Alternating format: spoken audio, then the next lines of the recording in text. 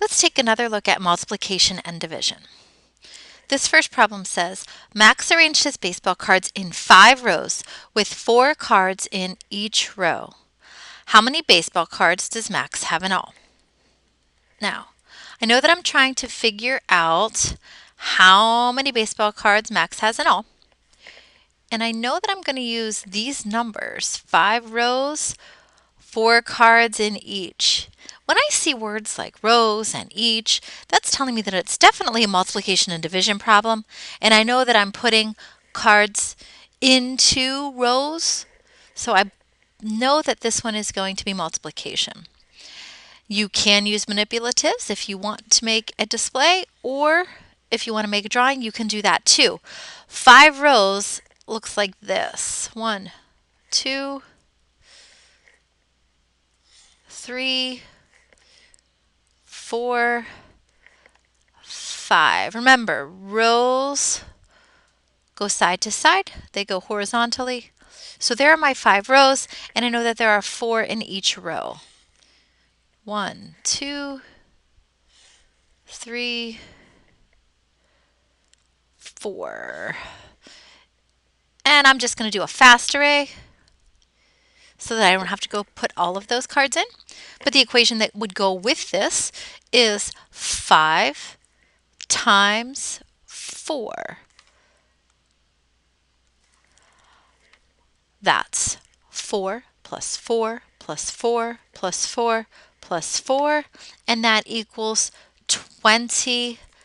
The label that I'm looking for is baseball cards. How many baseball cards does Max have in all? 20 baseball cards.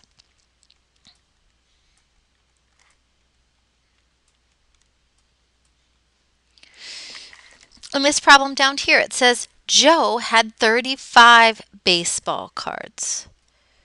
He arranged his cards into 5 rows with the same number of cards in each row. How many cards were in each row? So this time we're trying to figure out how many cards are in each of those rows. We know that some important information that we need is that he had 35 baseball cards and he broke them into 5 rows. This time we're starting with our big number. He has 35 cards and he's dividing them into 5 rows. I know that it's division because we're talking about putting things into equal rows. And if I multiplied 35 times 5, I would get a number that's way bigger than 35. And Joe only has 35 baseball cards. So 35 cards divided into 5 rows.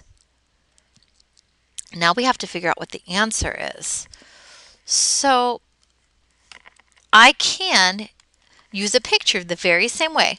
35 cards, I know that I'm going to have 5 rows. So if I make 5 rows, 1, 2, 3, 4, 5. And I can keep making those. I can keep adding more so that I have the right number of cards in each row. Or I can do my count bys and I can count by 5s to figure that out.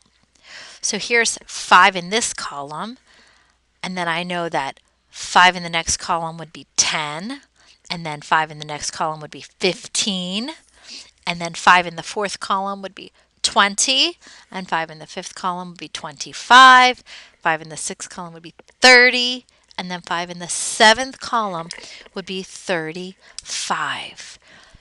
I know that because I know that 5 times 7 is equal to 35. And I can use that multiplication equation to help me figure out how many cards were in each row if Joe had 35 baseball cards in 5 rows. The answer is 7 cards.